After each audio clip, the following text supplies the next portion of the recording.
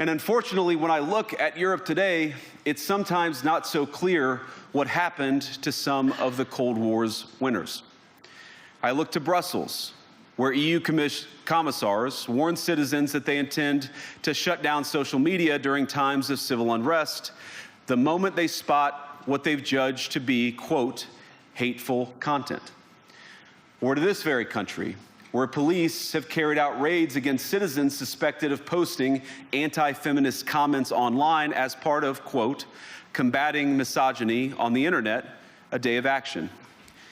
I look to Sweden, where 2 weeks ago the government convicted a Christian activist for participating in Koran burnings that resulted in his friend's murder.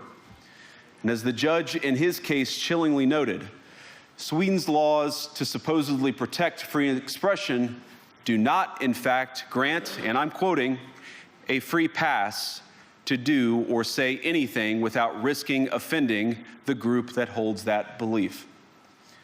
And perhaps most concerningly, I look to our very dear friends, the United Kingdom, where the backslide away from conscience rights has placed the basic liberties of religious Britons in particular in the crosshairs.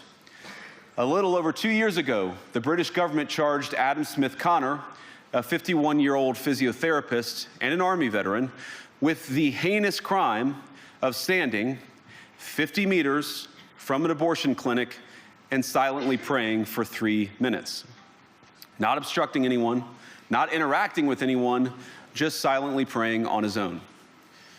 And after British law enforcement spotted him and demanded to know what he was praying for, Adam replied simply, it was on behalf of the unborn son he and his former girlfriend had aborted years before. Now, the officers were not moved. Adam was found guilty of breaking the government's new buffer zones law, which criminalizes silent prayer and other actions that could influence a person's decision within 200 meters of an abortion facility. He was sentenced to pay thousands of pounds in legal costs to the prosecution.